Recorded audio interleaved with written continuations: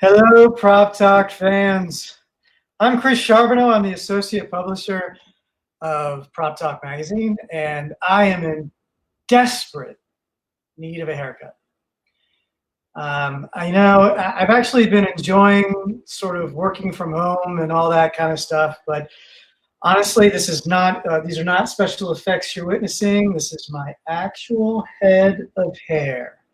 It's amazing. I know I'm a little salt and pepper these days, but anyway, I'm now eventually really looking forward to being able to leave the house and get a haircut and maybe a pedicure. I don't know. Anyhow, I want to thank you very much for joining us today. We are going to be talking about living aboard, which is a really cool topic. I think if you've been into boating for any amount of time, I think the thought has probably crossed your mind as to whether or not living aboard is a lifestyle that you might be suited for.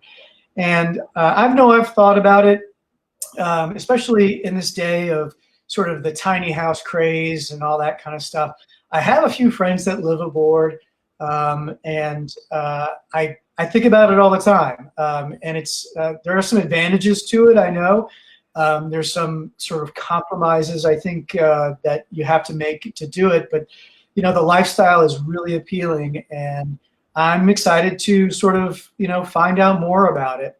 I'm going to bring on a few people here. First and foremost, before I do any of that, sorry, I need to actually thank our advertisers. Aha. So first, I need to thank Bayshore Marine and Annapolis Crusair.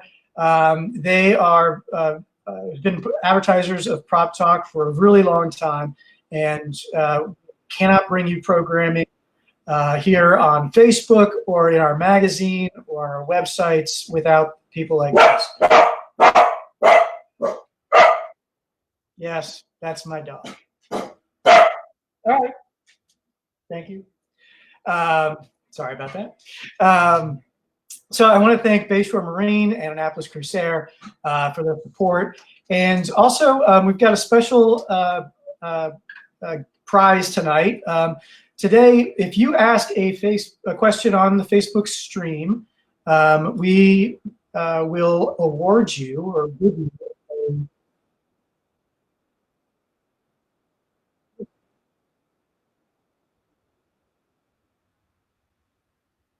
Anybody else hear that? You will get an AMG Insurance International Yeti tumbler.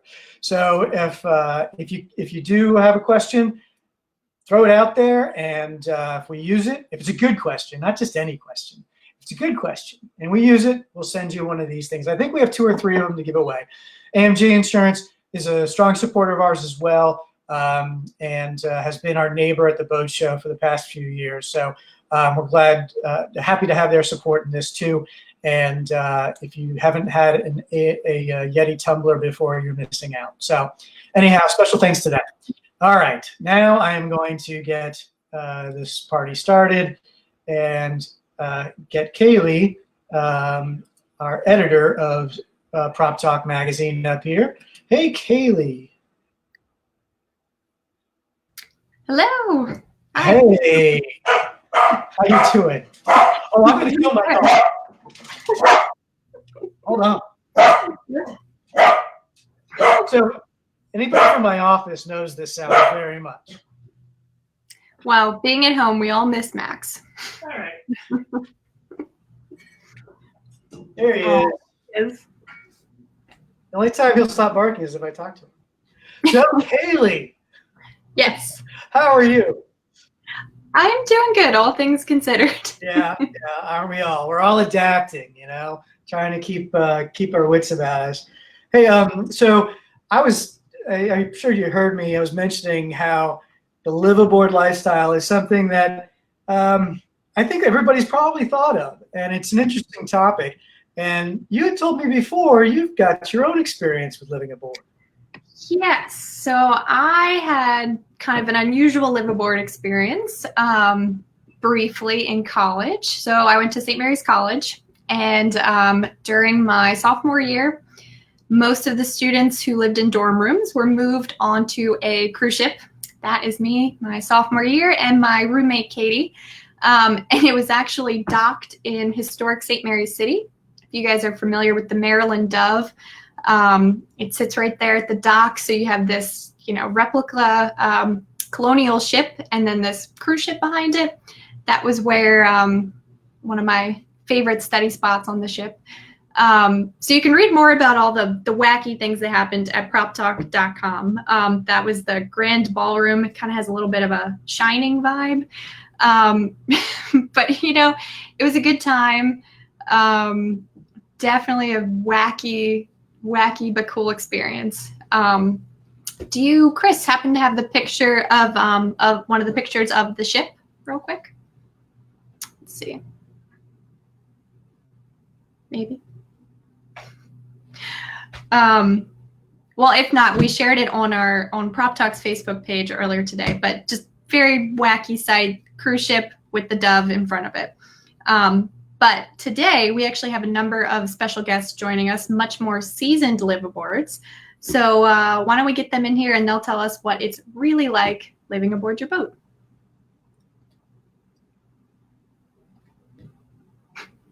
Oh, here we go. If you could bring them in, Chris, there we go.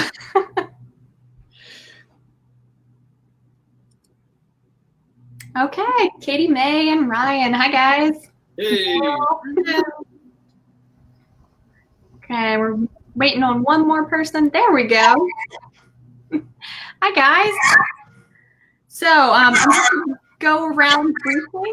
If you could introduce yourself. So let's start with you. Where are you at currently? Daryl. Can you hear me, Daryl? Okay, we'll come back to Daryl. Let's go to Fielding. Could you tell us how long you've lived aboard and what type of boat you have? Yep, I have a 32 Ocean. I've been living aboard about a year and a half now. Formerly in Annapolis and now in Swansboro, North Carolina. Awesome. And May and Ryan. So we have a very eclectic liveaboard experience. We live together on a 40-foot Baronet, a big aluminum hulled birthday girl with a huge aft cabin. You could fit lots of dogs on the bed.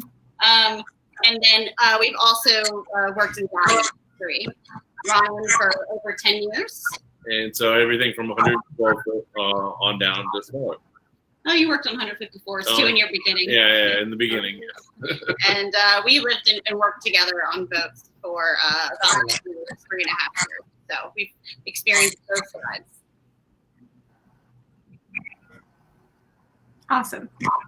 Okay, can you hear us? Okay, I can hear you now. So, maybe Daryl, can you a little hear technical everybody else? difficulties. Yes, I can hear now. Okay, can you hear me? So my experience has been very interesting. I've lived aboard my vessel for the last 15 winters, and for those that live aboard, you don't count the years, you count the seasons, and winter is obviously the roughest here. And so I've survived here for 15 winters. This is our second boat. We have a 50-foot cruisers, which is located here in the Wharf Marina, which has gone through a renaissance here since my time here. And we're experiencing some different times here with the sequestration that's going on as a result of the C-19 that's going on. But we're enjoying the atmosphere and the camaraderie of the community. Awesome. So let's talk about, right now for Fielding, Daryl.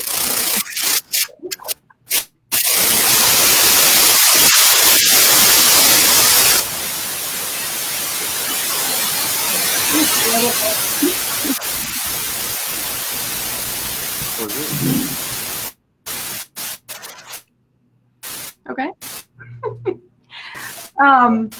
So Daryl, so you mentioned your boat. What made you pick that particular boat to live aboard?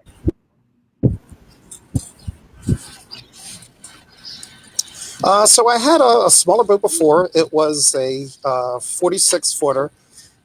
Interesting story there. In 2013, it caught fire here in the arena. It burned to the waterline. And so we had this opportunity to kind of reassess if we were going to continue to live aboard or we going to continue with this lifestyle. And, you know, my wife and I sat down and we figured that this is absolutely something that we wanted to continue to do. So we started to look at boats and anything that was any larger than something that we could handle. So we ended up running into this boat in Annapolis. Absolutely has served us well over the past couple of years, and we're looking forward to getting out and doing some cruising as soon as the season opens up and some of the restrictions are lifted. Awesome. And so Fielding, how long have you been in North Carolina?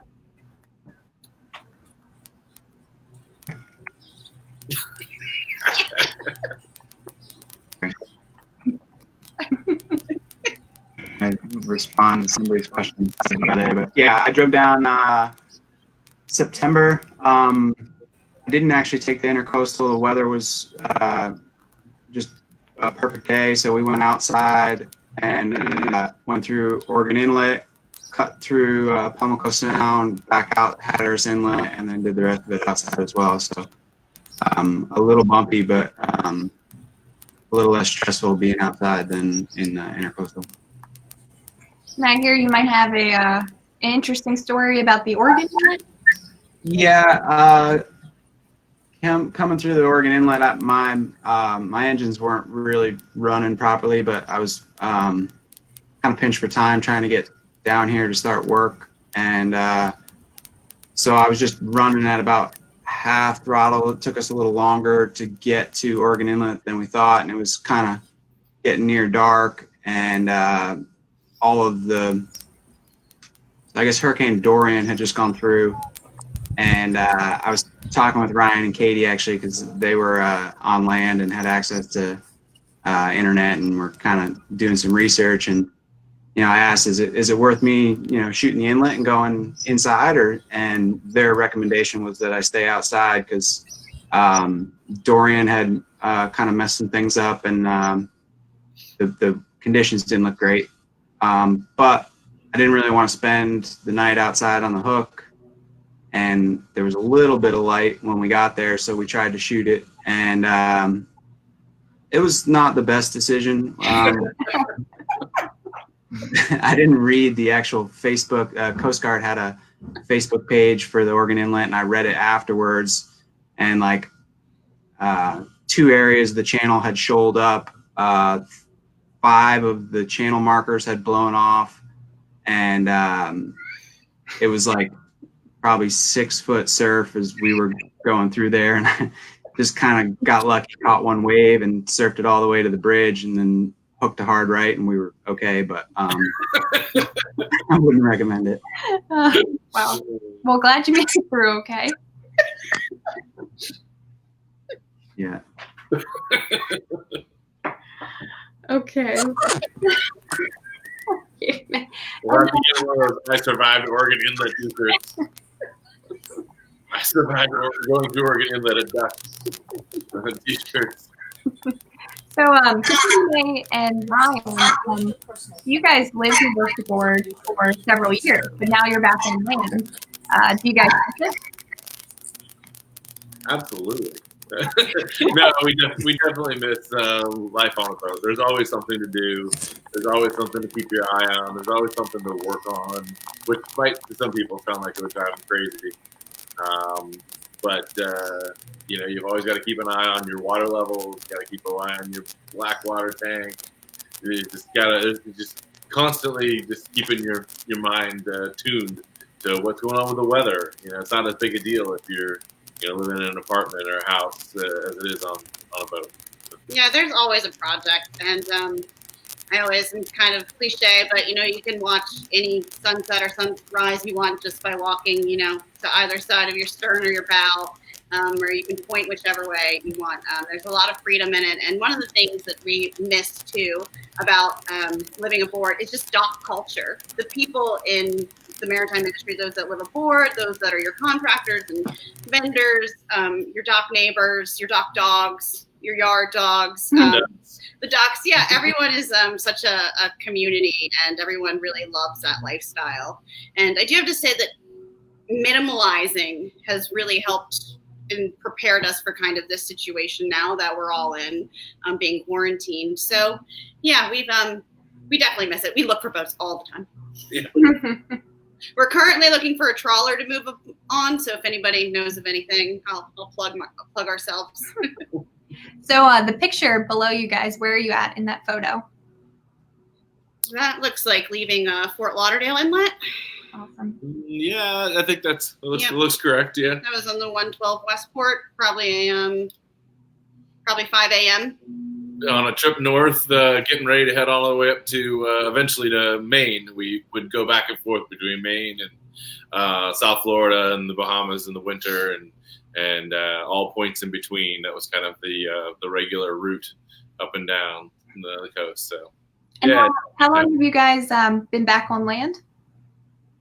It's almost been a year. Almost, yeah. May 1st. Ryan, May 1st. Awesome. Well, you were talking about, the dynamic of living aboard, like all the people, the community. And if we could bring Daryl back in here, he was talking about that because he actually lives in a pretty live aboard community in D.C. Yeah, so there's a great history of liveaboard here in the Gangplank Marina. And like I said, I think the marina has been here since sometime in the 70s. And it's just as recently, over the last couple of years, has gone through a refit and basically is almost a brand new marina. It really is. But the one thing that is really interesting is that it hasn't lost its charm. It hasn't lost its character. And anybody that has lived in a liveaboard marina understands that really is a part of the culture. And, I was mentioning earlier that when I had a fire and, you go through these things and the way that the community actually surrounds you and supports you as you go through that kind of vulnerable time, it's something that really cannot be compared. And, I think at some point people always go to this reckoning saying, well, is this, going to continue to be the life for me? And as we come to that nexus, I think we always come back and say, we're in it for the long haul. Yeah, that's really great. It's kind of interesting. Yeah. So what do you see there? So, obviously we haven't been doing a lot of boating, but one of the things we have been doing is doing some social distancing dinging. And so this is kind of a way that we can kind of come together as a community. And it really kind of sheds away some of the isolation and allows us to have that contact that really is a part of just being in a marine community. Yeah, that's really great. Has life kind of changed the last month living at a marina during the current pandemic? The activity has changed. So right now we would be going out, probably doing a lot of shakedown cruises, even just rafting up. Just kind of getting ready for the long hauls that we would be doing over the season. And none of that is kind of happening right now. But what I have heard when talking with other people that are here, really kind of using this time to do some in-depth safety checks, looking over the marine systems that are on the boat that you really wouldn't normally delve into, and just kind of, taking advantage of this opportunity to really have a safe boating season as we hopefully get back to some normal operations. Yeah, no, that's definitely smart, like you said, to use this time to maybe do some tasks that you wouldn't normally have a lot of time for. Exactly. So, let's see. Chris, if you could pull us all back together. So some people have compared living aboard a boat to tiny houses. The last couple of years, tiny houses have been all the rage, paring down. And I know, Fielding, you said that you had some interest in tiny houses. If you could touch on how that is similar or not similar to living aboard. Yeah, I'd thought about moving on to a tiny house for a while. Mostly the financial reasons for it. Kind of in a legal gray area. So how all that works out is dependent on county to county, and can get a little confusing. The thing that's nice about the marina is everything's kind of established. When I was living in Port Annapolis, they had the wash houses, they had a store, they had a community room that you could rent out or reserve. They had showers, amenities, and so everything was kind of built up that you didn't necessarily need all of those amenities in your own home. I think there are tiny house communities that have similar setups to that. I think the marine industry or marinas have about 100-year head start in establishing this. So it might be different in the future, but for right now, I think the marina is just more established than the tiny house community is. Gotcha. That makes sense. Well, and whether you're living aboard or living in a tiny house, sorry for that back on the mic. It's definitely, you need to pare down your possessions, kind of minimize what you're bringing into your home. Was it hard, kind of paring some stuff when you moved aboard? Yeah, I definitely had to get rid of a lot of things. I mean, having friends with basements is pretty nice. I've had to do some stuff storing there.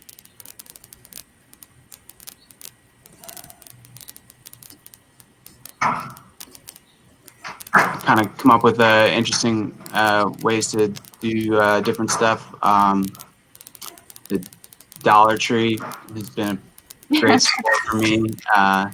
They have like the mini bottles of everything. So like the mini bottle of olive oil, the mini bottle of coconut oil, the mini chamois, and then, just things that take up a little bit less space. I mean, you don't think about it when you're living on land, but, my boat is probably 30 or 40 square feet of living space. So every little nook and cranny is filled with something.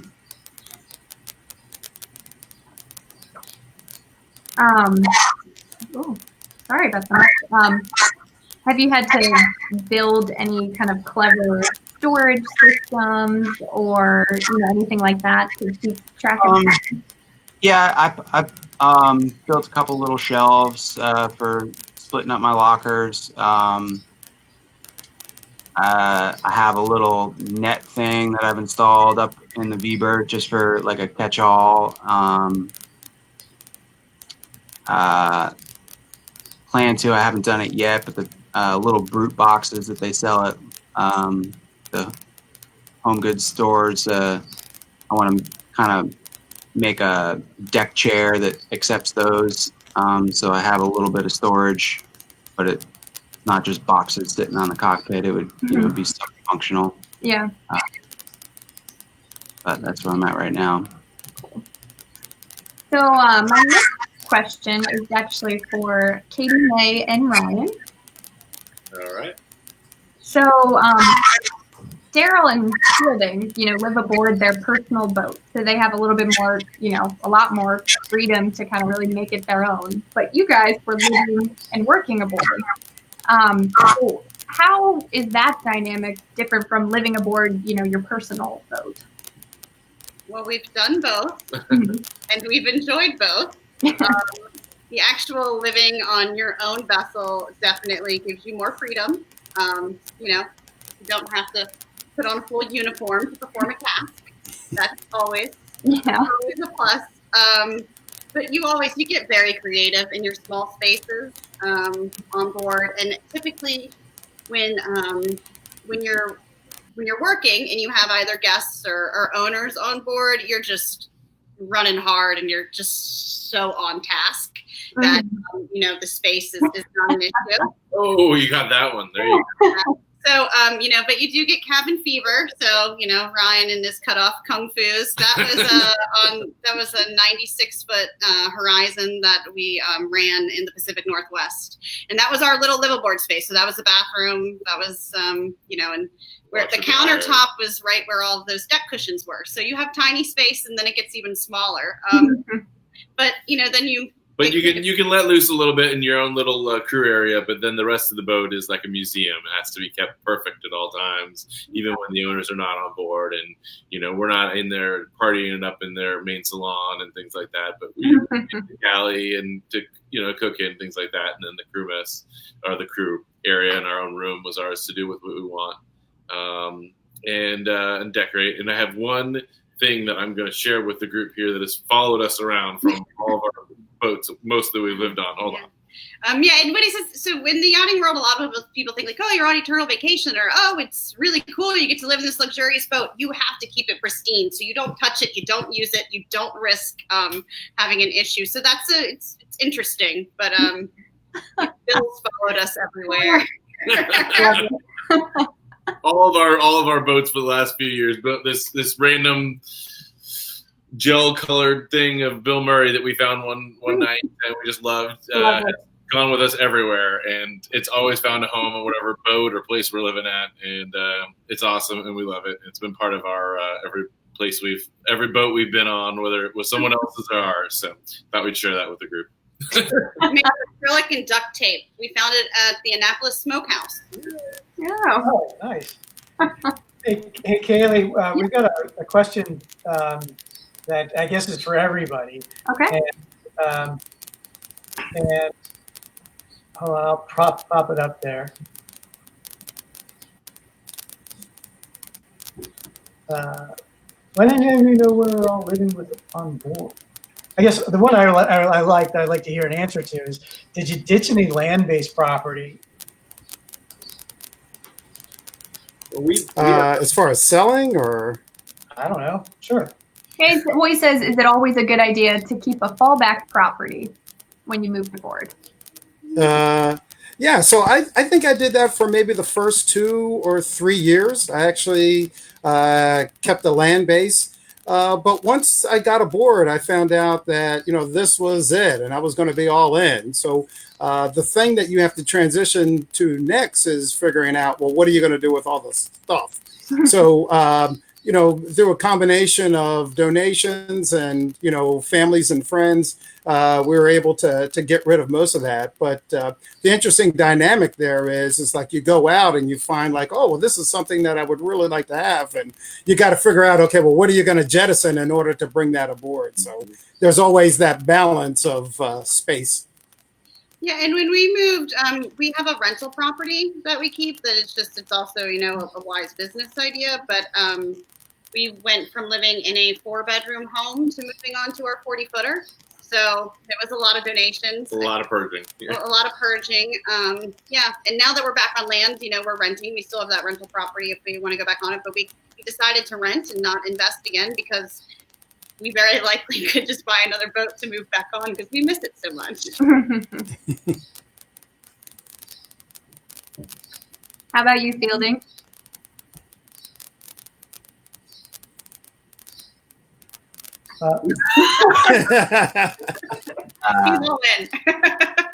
I was just reading up the sidebar about the insurance because I need to get some insurance on my boat. I'm still a little behind on that. But it's good to know 10 to 15% more for your insurance if you're a liveaboard than if it was a full-time cruiser. Yeah, that's if you tell them you're liveaboard. Oh, wait, never mind. I didn't say that. It's an important thing to do because the insurances are different. If you are a liveaboard or a cruiser. So it is important to have your boat properly insured. And AMG Insurance International can help you with that. Absolutely. New bilge pumps every year is pretty cheap insurance too. Yeah. Preventative maintenance really is to bring that up. That is your best insurance, is to always do preventative maintenance on your vessels to keep them running. And as a liveaboard, I've been waking up in the middle of the night with a couple 100 gallons of water in the engine room compartment. It's not fun. So there's all these positives and there's all these wonderful things that we all enjoy about it. But there's also, I mean, I guess that can happen in the home as well. But that's happened to me, me personally at 2 a.m. And, you fire up the bilge pumps and you seal off where the water's coming from and you go about your business. You were working on a vessel that was struck by lightning. Daryl had a fire, but if you love it, you just rebuild it and you keep going, right? I mean, it just becomes part of your life. Mm-hmm. And it's projects. You learn so much. Absolutely. Would you say the same thing, Daryl? Like, did you learn a lot from the issues that come up, their learning opportunities? You learn something all the time. And I think it's interesting is that, you find little compartments of your boat that, you didn't know were there before. You're like, well, what's that sound? Where's it coming from? And you start digging in. You're like, well, wait a second. I didn't even know that opened. But so it's always a learning curve, even on your own boat. So. Has there ever been times that any of you guys have ever reconsidered living aboard? Or, like you said, are you in it for the long haul? In it for the long haul. You just can't replicate it. Yeah, I mean, like I said, we're constantly looking for boats. Yeah. We're currently on the hunt for a trawler. We're looking at sailboats as well. That's where we enjoy both, but our lives have brought us more powerboating. So. Mm-hmm. Just a little, especially if you live in a board, there's just a little more room, a little more amenities, a little more shower, the little things when you get a powerboat. Yeah, and we're not at cruising age yet, we're just go full time. So, being able to get out, the ability of powerboats is you to just really move somewhere, especially in the Bay Area or the Potomac. You have some distances, but a lot of great places to go. Powerboats afford you to get you there and save forwards and time saving, not gas prices. Well, you guys have all touched on this in one way or another, but if you had to kind of describe what you love most about living aboard, could you guys each do that? I would have to say the sense of freedom.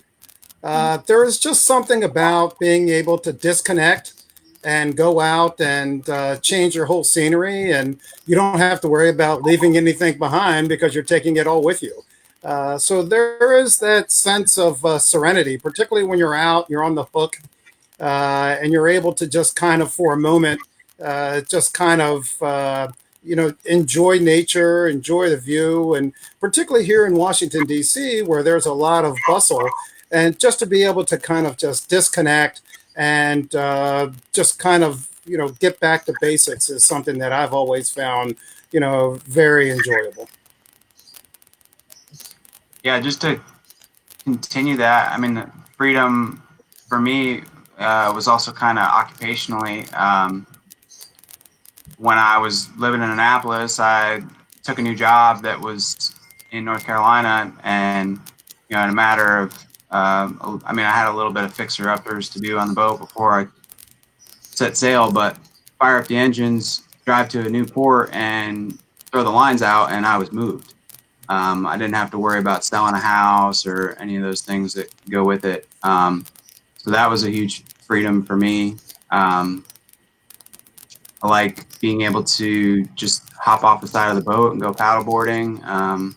Oceanfront property where I'm from is ridiculously expensive. So I feel like I'm kind of cheating the system when I get to be oceanfront property for pennies. And just that saving money there allows me to be a little bit more generous in other areas. I have a sister that's been unemployed for a decade because she's a full-time missionary, and just kind of freeing up a little bit of my funds to be able to support her is just a huge blessing in my life. And I'm just really thankful that I get to do that.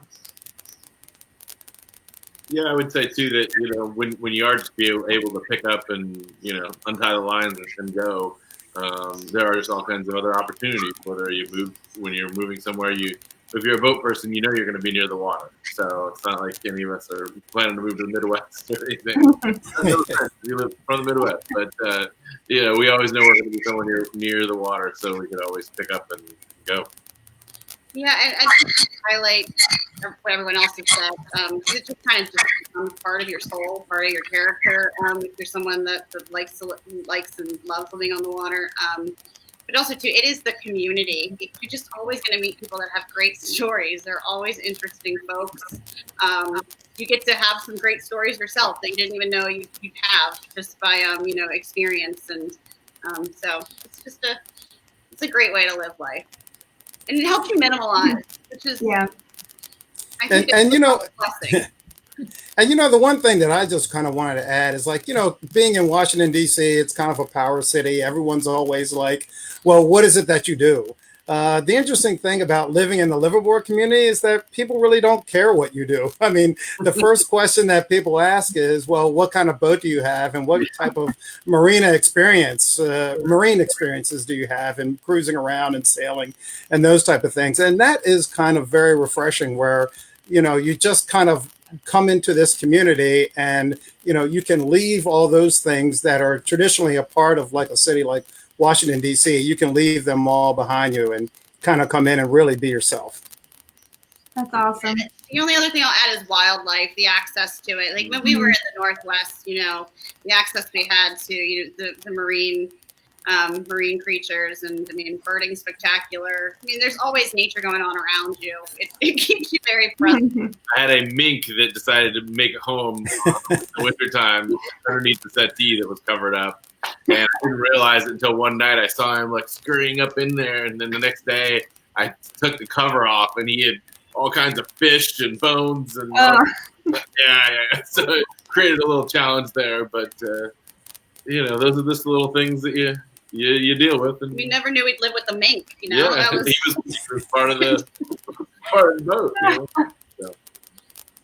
And iguanas, we've had iguanas, stowaways, and we've had all kinds of stowaways over the years, and the Milestone.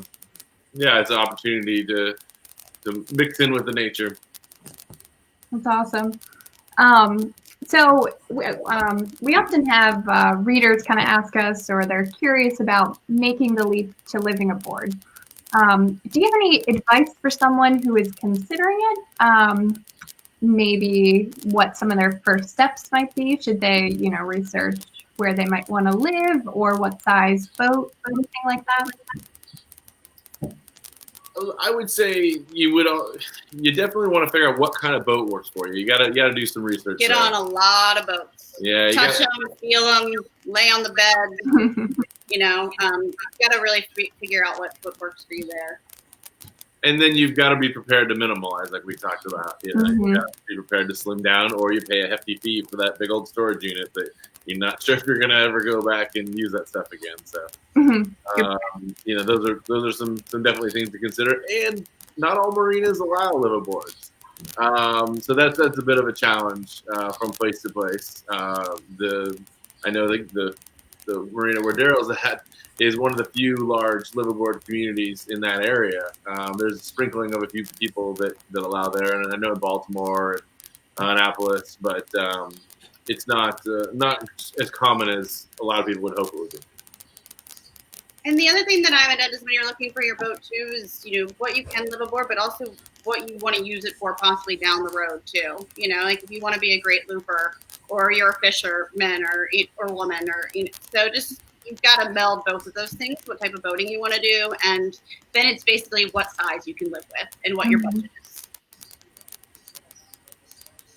Great. Yeah, that's good advice. Okay, guys. Well, we don't have too much time left, but is there anything else you would like to add just about your experiences living aboard, or anything else you would like to share with PropTalk readers? Hey, Kaylee, actually, we've got a question from one of our sponsors, which I think is a pretty interesting one. Yeah, go for it.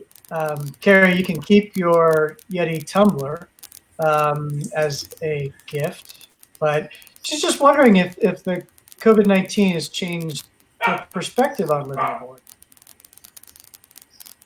I would say it hasn't changed mine. I mean, if you are going to be quarantined, I mean, it's not a bad place to be. But, I think people here have been very respectful of the social distancing. I think mariners by their very nature are kind of very in-close people. So there has been a transition to that, but it hasn't changed my love for it at all. I think us being in an apartment that we're renting now, it's made us miss it even more. Just because, if we had a boat, we could do some varnishing or. Yeah, or we could sail off and anchor out for a little while and social distance in that way. Or, there's some other projects that we could, always like, okay, well, what are those extra projects? Like Daryl was saying earlier, safety things, or just, hey, let's, shine her up a bit that we could be doing right now in our little apartment at the moment. You can't do any of that stuff. So. And with the changes that are going on in the world right now that are, kind of put a little bit add on to what Fielding said is, you need to move. You can easily move, and you're moving your entire home. If you need to change locations. So, Fielding, you have anything? Hasn't really changed much for me. I'm out in the sticks here. There's not really a whole lot going on. Our work is essential, so I've been able to come into work every day. Honestly, it hasn't been a whole lot different for me. I do miss having the community of being in the marina. I would like to get back to something more like that. But imagine at this time, the way COVID's been, it's probably been similar for everybody else as it has been for me. So, yeah. I mean, I was just going to leave you the last thing. Katie was talking about minimalism. There's a great Netflix minimalism documentary. I think it might even be called Minimalism or Minimalist, but their big sales pitch in it is use things, love people, because the other way around never works. I think it's a great little mantra that I try to use. Yeah, I mean, if